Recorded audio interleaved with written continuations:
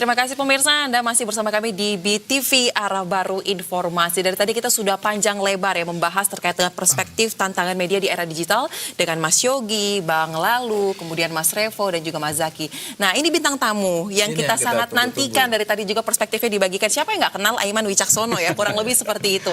Nah Mas Aiman tadi saya sudah bertanya panjang lebar kepada bapak-bapak di sini mengenai tantangan di era digital saat ini, apalagi TV berita ya, perspektif kita ya. Nah Mas Aiman ini kalau tidak salah tadi saya dapat bocoran dari Mas Yogi terkenal dengan tanda kutip jihad jurnalistiknya nih. Nah, bagaimana Anda bagaimana Anda melihat terkait dengan jurnalistik yang kita harus pegang utuh terkait dengan kaidahnya, profesionalnya, etiknya di era digital ini? Oke, saya bicara soal bagaimana bertahan ya. Saya mungkin orang yang paling optimis bahwa TV berita, media massa yang fokus pada pemberitaan itu paling bisa bertahan. Kenapa? Kita pakai logika sederhana. Entertainment, ya, hiburan. Hiburan Indonesia nggak laku untuk Korea Selatan. Sebaliknya mungkin bisa laku. Betul ya? Tapi berita Indonesia diperlukan secara global. Investor dan seterusnya. Satu. Oke? Jadi lingkupnya itu lebih kecil. Tapi untuk berita lingkupnya jauh lebih luas. Yang kedua, semakin banyaknya, kita sering bilang tsunami informasi. Sekarang bukan hanya tsunami informasi, tapi juga ada tsunami ChatGPT, tsunami AI, deepfake. Ya, orang sekarang, saya posting di beberapa media sosial saya, nggak bisa dibedain lagi ya. Orang ketemu salah satu, saya sebut merek nggak apa ya, iPhone yang di Laut Jawa, itu hampir nggak semua orang tuh nggak akan bisa melihat itu, kecuali ya beberapa orang dan kita orang-orang media televisi nih. Kenapa? Ada hal-hal yang nggak masuk akal. Contoh misalnya, kok Laut Jawa pasirnya putih? Pulau Seribu juga nggak seputih itu. Ya. PIK 2 tempatnya BTV juga nggak seputih itu gitu. Walaupun artificial.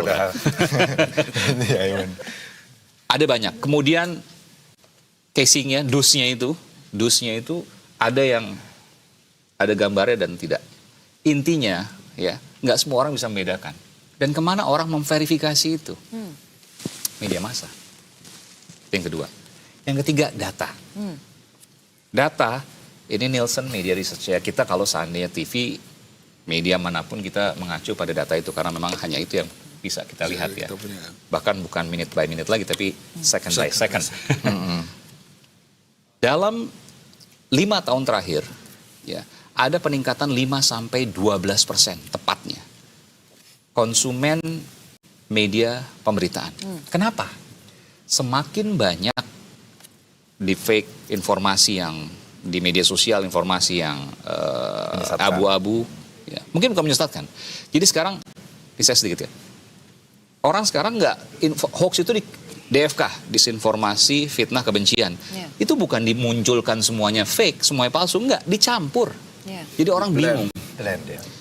Angle-nya pun hampir mirip-mirip, seolah-olah benar. Padahal tidak. Utak-atik gatuk, connecting the dots, seolah-olah, oh iya benar. Padahal tidak. Angle misalnya, mohon maaf saya sebut, nggak apa acara saya. Rakyat bersuara, misalnya. Rakyat bersuara. Ya. Itu dibilang karena menampilkan satu topik tertentu, lalu kemudian ada yang menggerakkan. Bagian dari kekuatan besar, bagian dari orang besar, ya salah, tidak benar, 100%, 1000% saya katakan tidak benar. Tapi mereka menggunakan satu angle seperti itu, tapi kemudian ada beberapa yang kemudian oh ya kan ini si ini sempat begini, ini sempat begini, lihat nih pernyataan ini, benar kan? Lalu begini, kemudian digorenglah analisis seperti itu, seolah-olah orang oh iya benar. Ini contoh kecil. Kemana kemudian orang mendapatkan kebenaran itu? Apakah dari hal-hal seperti itu? Tidak. Media massa ya bukan masalah. Media massa yang melakukan menjadi ruang konfirmasi, menjadi ruang verifikasi, ya, yang kemudian itu menjadi pegangan baru publik nowadays saat ini. Dan itulah sebenarnya gifted kita.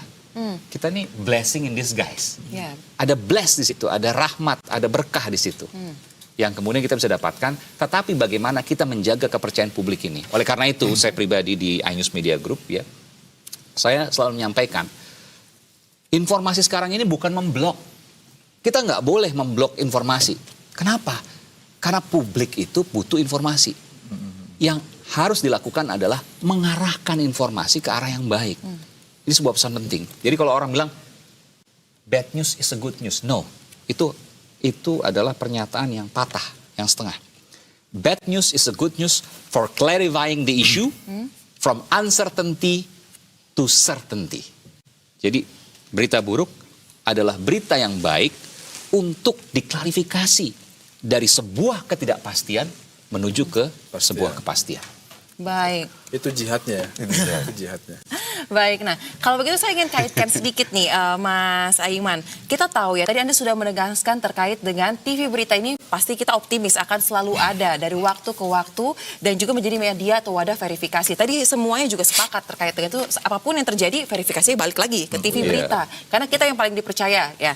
Tapi Mas, ada satu fenomena yang juga terjadi ya, kita lihat ya, banyak sekali terkait dengan hal-hal yang beredar viral ataupun yang dikonsumsi banyak masyarakat itu justru yang dalam tanda kutip ini kan tidak sesuai dengan kaidah jurnalistik atau juga banyak mengandung hoax. Ini media sosial maksudnya? Ya, media sosial. Okay. Nah, ini kita sebagai TV berita melihat fenomena tersebut, lebih banyak atensi terhadap hal-hal yang seperti itu dibandingkan kualitas yang kita hasilkan ya. Contoh apa misalnya? Saya bisa cuma. Contoh apa misalnya? Misalnya kita melihat terkait dengan berita pembunuhan seorang. Berita receh yang beredar luas, tapi kita belum tahu nih kasus posisi sebenarnya itu seperti apa. Okay. Nah, media mainstream atau media TV berita kita kan menjadi wadah untuk verifikasi. Nah, Anda melihat hal-hal yang viral dikonsumsi masyarakat ini harusnya menjadi suatu peluang bagi kita TV berita untuk bisa lagi lebih melesat lagi di era digital ini, atau ada keresahan sih yang muncul dari hal ini? Itu justru malah saya sampaikan tadi, bahwa semakin banyak informasi yang butuh diverifikasi, maka disitulah peran media itu muncul. Makin relevan. Dan ya? disitulah, makin relevan, dan disitulah kemudian kalau kita bicara bisnis media, pasar itu muncul.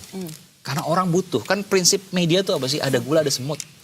Contoh misalnya IG, Instagram, TikTok, buat apa sih kita gedein? Toh kalau seandainya itu kalau gedein YouTube aja karena ada uangnya misalnya gitu kan. Enggak, prinsipnya enggak gitu. IG, Instagram, TikTok ya, mungkin ada lagi yang lain. Kalau semakin banyak orang engagement ya, semakin banyak yang besar ya, semakin banyak orang yang lihat itu, engagementnya semakin tinggi. Kan bukan kita berharap seperti YouTube misalnya dapat uang dari programmatic, AdSense dan seterusnya. Tapi kan orang bisa kerjasama dengan kita, brands dan lain sebagainya. Kan satu hal. Oke. Jadi kadang-kadang ada pemikiran ngapain kita gedein IG dan YouTube, ini media massa ya. Toh kan ada YouTube yang bisa kita fokuskan misalnya gitu. Enggak, ini saya nggak bicara pribadi, bicara media ya. Media itu kan ada banyak kemudian yang bicara soal, yang bekerja sama terkait dengan brand, lalu mereka bisa build in di situ dan seterusnya. Nah, prinsip ada gula ada semut tadi. Nah, oleh karena itu saya sampaikan ketika ada satu isu yang dikatakan misalnya hoax ya. Tapi menarik, jadi perhatian yang luar biasa.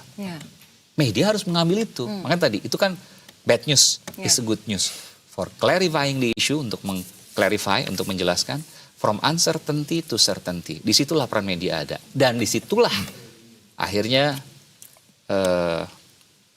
pasar baru, market ya, new revenue stream untuk media, kalau kita bicara soal gimana media bertahan, itu muncul. Karena prinsip ada gula ada semut tadi. Justru bukan berarti kita menghindari, enggak. Tapi kita masuk ke situ. Makanya kalau media itu filosofinya pas seperti burung Raja Wali sebenarnya. Raja Wali Citra Televisi. Iya, ya kan ada Raja Wali yang lain ya. Dua-duanya dari Raja Wali. Kenapa? Semakin aja. Ya nggak apa-apa sih, itu bagian dari perjalanan pers Indonesia. Ya. Itu media masa pertama loh, harus kita akui kan. RCTI itu media masa pertama yang swasta ya. Pos kita juga. Bahwa ketika ada badai, disitulah dia bisa memberikan manfaatnya. Disitulah dia hidup. Nah, media juga seperti itu. Ketika ada hal-hal yang buruk, disitulah dia harus masuk. Buat apa?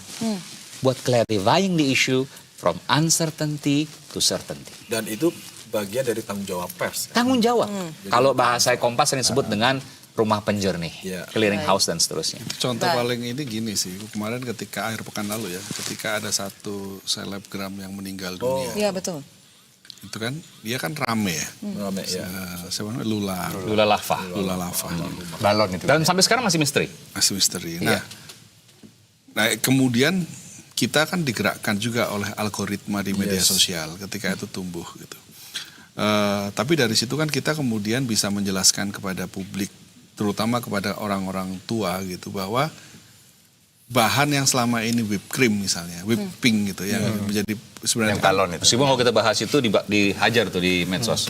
Orang meninggal ya bahasanya. Iya, Padahal tapi- itu pembahasan ilmiah masih sebenarnya. ilmiah, bahwa tapi itu kan menjadi sebuah membangun kesadaran kepada orang-orang generasi yang mungkin tidak tahu gitu, bahwa ada barang kayak lem Iya, iPhone betul. yang kemudian disalahgunakan. Dihirup, ya.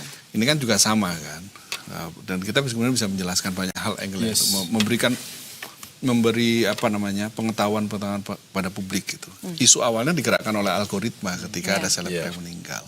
Walaupun memang kalau dalam konteks sekarang somehow itu tanggung jawab kita nih, makanya kita di media itu ada ruang redaksi Iya, betul. yang bisa memutuskan bahwa apakah kita semata-mata mengikuti pola algoritma Karena viralitas. karena viralitas atau ada hal-hal penting lain yang harus kita Ada urusan publik lah ya. urusan publik harus kita Jawabannya dua-duanya. Karena makanya dari dua-duanya Dua-duanya.